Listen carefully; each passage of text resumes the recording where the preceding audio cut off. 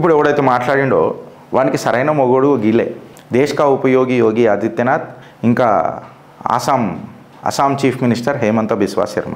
ఈయన ఒక కొత్త బిల్లు తీసుకొని వచ్చిండు అస్సాంలో. ఏంది తెలుసా? నువ్వు మల్టిపుల్ మ్యారేజ్లు చేసుకోవద్దు అని ఇట్లా చూస్తాడు ఎవడన్నా. అంటే నీ మొదటి భార్య ఒప్పుకోవాలా, డైవర్స్ ఇవ్వాలా, అది గవర్నమెంట్కి చెప్పాలా, దాని తర్వాతనే నువ్వు పెళ్ళి చేసుకోవాలి. నేను మాట్లాడలే, హిందువులు వచ్చిన కథనమే గిరీష్ గారు తీసుకొని వచ్చిండు. ఏమని అన్నాడు తెలుసా? కానీ ఆయన స్టైల్లో అదొక సినిమా ఉంటుంది చూడరా, వీరశంకర్ రెడ్డి మొక్కే కదా అని పీకేస్తే పీక కోస్తా అని అంటాడు చూడు. ఆయన కూడా ఒకటే మాట అన్నాడు, పెళ్ళే కదా అని చెప్పి మొదటి భార్యకు చెప్పకుండా చేసుకుంటే సంఖ్యలేస్తా అని చెప్పిండు. ఎవరు? మన Himanta Biswa Sarma. So let us debate this ban on polygamy. Legal turning points ఏమేమి ఉన్నాయి, లీగల్ ఇంప్లికేషన్స్ ఏమేమి ఉంటాయని. బరాల్ మొత్తం దీన్ని అజెండా ఎక్కడి దాకా ఆగింది అని అంటే, మహిళలను కాపాడాలా, వాళ్లకు జస్టిస్ రావాలా, వాళ్ళ సోషల్ ఆర్డర్ ఏదైతే ఉంటుందో దాన్ని గట్టిగా చేయాలా అనేది మెయిన్ ఈ బిల్ యొక్క మెయిన్ ఐడియాలజీ. అసలు బిల్ ఎందుకు ట్రిగ్గర్ అయింది అని చెప్పి మాట్లాడితే, ఈ అస్సాంలోనంట, ఈ అస్సామే కాదు, నిజంగా చెప్తే అస్సామే కాదు, ఏడవర్తాడ ఇదే లోలి అన్రిజిస్టర్డ్ సెకండ్ మ్యారేజ్లు ఘోరంగా అవుతున్నాయి. కన్సీల్డ్ సెకండ్ మ్యారేజెస్ అంటాం చూడు, అది మహిళలని ప్రెషర్ చేసి ఈ యొక్క మల్టిపుల్ పెళ్ళిళ్ళకు అలా కన్సెంట్ లేకుండా అలా నూపుతున్నారు. ఒకళ్ళని బద్నాం చేసేస్తున్నారు, పెళ్ళిళ్ళు చేసి వాళ్ళకు విడాకులు ఇచ్చి, దాని తర్వాత సెకండ్ మ్యారేజ్లకు పోయి ఇలా జీవితాలు ఖరాబ్ చేస్తారు, కొత్త పిల్ల జీవితాలు కూడా ఖరాబ్ చేస్తారు. అయితే హేమంత బిశ్వా గారు ఏమని మాట్లాడతారనంటే, ముఖ్యమంత్రి గారు, ఇది పర్సనల్ లా యొక్క మిస్యూజ్ జరుగుతుంది, వీళ్ళు చిన్న లూప్ హోల్లను పట్టుకొని ఎక్స్ప్లాయిటేషన్ చేస్తున్నారు, ఇది తప్పు.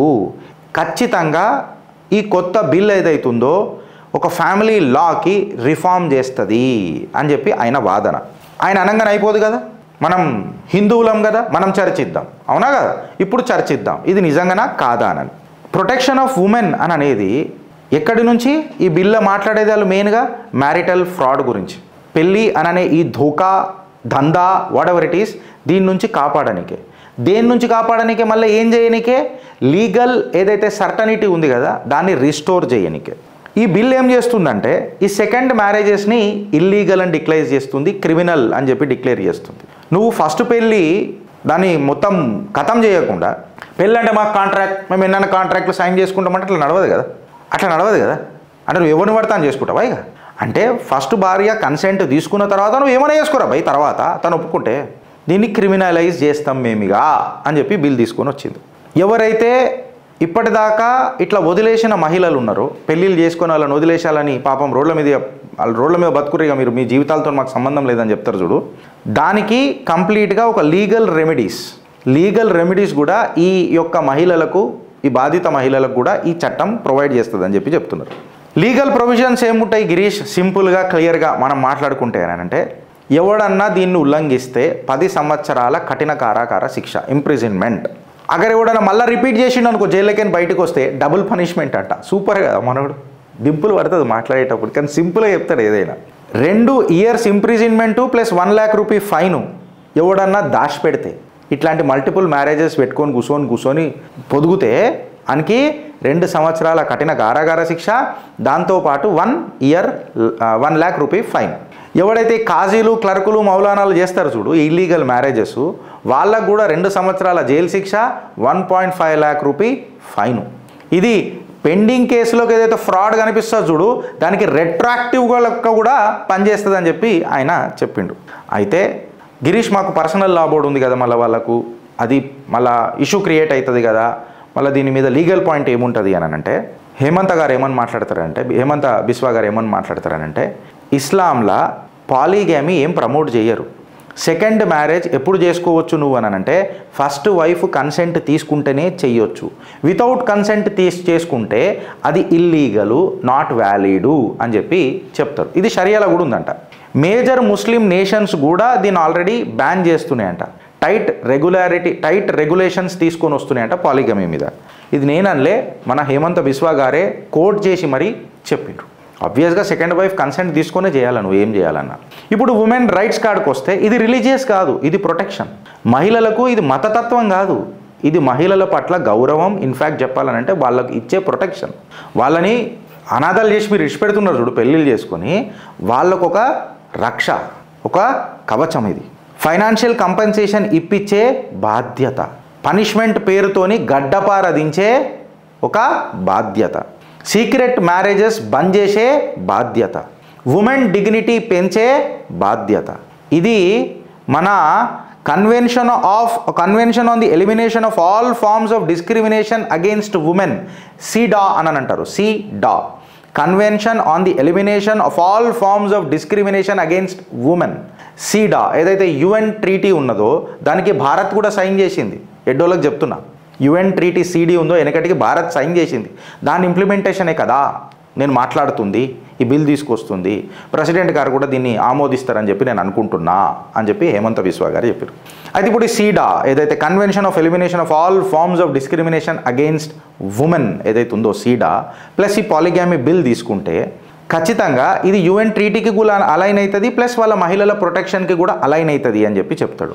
ఏదైతే ఫోర్స్డ్ సీక్రెట్ సెకండ్ మ్యారేజెస్ ఉంటుందో వాళ్లకు గడ్డపార దించుతుంది లీగల్గా, ఒక లీగల్ ఈక్వాలిటీ మ్యారేజ్కి ప్రొవైడ్ చేస్తుంది అని చెప్పి చెప్తాడు. మ్యారిటల్ ఫ్రాడ్ ఇంకా ఎక్స్ప్లాయిటేషన్ బంద్ అవుతుంది అని చెప్తాడు. ఉమెన్స్ మహిళల యొక్క డిగ్నిటీ ఇంకా అటానమీ పెరుగుతుంది అని అంటాడు. దాంతోపాటు పాపులేషన్ కూడా కంట్రోల్ అవుతుంది అని చెప్పి మాట్లాడతారు. ఈ డెమోగ్రఫిక్ చేంజెస్ ఏవైతే ఉంటాయి చూడు, సోషల్ స్ట్రెస్లు ఉంటాయి చూడు, ఈ అన్చెక్డ్ మల్టిపుల్ మ్యారేజెస్ వల్ల ఇవన్నీ కంట్రోల్స్ వస్తాయి, కంట్రోల్ అవుతుంది అని అంటే. డెమోగ్రఫిక్ చేంజ్ అని అంటే ఈ మొన్నటిదాకి కాన్స్టిట్యున్సీ ఎవడన్నా నిలబడవచ్చు, ఎవడన్నా గెలవచ్చు, మంచిగా ఉంటుంది. సడన్గా ఒక పాపులేషన్ పెరిగిపోగానే, ఒక మతం పాపులేషన్ పెరిగిపోగానే డెమోగ్రఫిక్ చేంజెస్ అయిపోతాయి.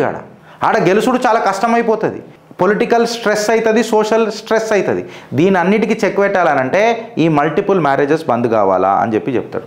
దీంతో పాటు మహిళల పట్ల ఏదైతే ఇన్ఫ్లేటెడ్ ఫర్టిలిటీ ప్యాటర్న్స్ ఏవైతే ఉన్నాయో చూడు వాటికి కూడా కంట్రోల్ అయితే తెలుసుకునేటవైతే అన్రిజిస్టర్డ్ బర్త్స్ ఏవైతే ఉన్నాయో అవి కూడా కంట్రోల్కి వస్తాయి. ఈ ఐడెంటిటీ ఫ్రాడ్ కూడా కంట్రోల్కి వస్తుంది అని అంటాడు. మా రాష్ట్రం యొక్క అస్సాం పాలసీ గోల్ ఏందని అంటే పాపులేషన్ రెగ్యులేషన్, తద్వారా ఈ డెమోగ్రఫిక్ చేంజెస్ని ఆపడం అని చెప్పి క్లియర్ కట్గా చెప్తాడు. ఇక ఆయన article 14, article 15 of class 3, article 21 ఇవన్నిటి మీద క్లాస్ తీసుకొని లీగాలిటీ మాట్లాడతాడు. నాకు ఇవి సపోర్ట్ చేస్తాయి అని చెప్పి మాట్లాడతాడు. So I'm not going in to the details, but I have specified it. పేపర్లో వచ్చిన కథనాలు. ఆయన ఏమంటాడంటే నెక్స్ట్ టైం నేను గెలుస్తున్నా, నేను గెలవంగానే యూనిఫామ్ సివిల్ కోడ్ అస్సాంలో పెడతా, నేను ఖచ్చితంగా 2026లో వస్తున్నా, యూనిఫామ్ సివిల్ కోడ్ కూడా ఖచ్చితంగా పెడుతున్నా అని చెప్పి మాట్లాడతాడు. ఇన్ఫ్యాక్ట్ ఈ బిల్లు వల్ల మీ అభిప్రాయం ఏందో జర నాకు చెప్పురి ఫ్రెండ్స్. ఇది ఎక్స్ప్లాయిటేషన్ తగ్గిస్తుందా లేదా? మహిళలకు ఏదైతే ఎకనామిక్ వల్నరబిలిటీ పెరుగుతుంది చూడు, ఎస్పెషలీ ఒక కొంతమంది మహిళలల్లో, ఆ మతానికి చెందిన మహిళలల్లో వాళ్లకు ఇది ఒక రక్షణ కవచం అవుతుందా కాదా? వాళ్ళకు ఒక లీగల్ దాన్ని ఏమంటారు అకౌంటబిలిటీ పెంచుతుందా లేదా? ట్రాన్స్పరెన్సీ ఇస్తుందా లేదా? ఫేర్ స్టేబుల్ మోనోగమస్ ఫ్యామిలీ స్ట్రక్చర్ సొసైటీలలో వస్తాయా లేవా? ఇవాళ అస్సాం తీసుకున్న ఈ బిల్ ఏదైతే ఉంది కదా దీనికి మీరు మద్దతు తెలుపుతారా లేదా? ఇది లీగల్ రిఫార్మ్ ల్యాబొరేటరీయా కాదా? ఇక్కడ మీరు హేమంత బిస్వా గారిని తీసుకొని, మన అక్కడ ఉత్తరప్రదేశ్లో దేశ్ కా ఉపయోగి యోగి ఆదిత్యనాథ్ గారిని తీసుకొని, ఈ రెండు రాష్ట్రాలు దేశానికి ఇలా రిఫార్మ్ అంటే లీగల్ రిఫార్మ్ ల్యాబొరేటరీలు అవుతున్నాయి. ఒక పటిష్టమైన ఎన్ఫోర్సబుల్ సేఫ్ గార్డ్స్ మహిళల పట్ల ఒక గౌరవం, గర్వం పెరిగేటట్టు మాట్లాడుతున్నాయి. ఫ్రాడ్ని కంట్రోల్ చేసి క్రిమినల్ యాక్టివిటీస్కి పెనాల్టీస్ వేస్తూ కాన్స్టిట్యూషనల్ ట్రైబల్ అటానమీని కాపాడుకుంటా పాపులేషన్ డిసిప్లిన్ని, డెమోగ్రఫిక్ చేంజ్ని కంట్రోల్ చేసుకునే డిసైసివ్ స్టెప్ వేసినరా లేదా? మీ కమెంట్ రూపంలో చెప్పుర్రి ఫ్రెండ్స్. ఈ బిల్లుకి మీరు మద్దతు కూడా ఇస్తారా లేదా? లాస్ట్కి మీ అభిప్రాయం ఏందో కూడా చెప్పుర్రి. భారత్ మాతాకి జై.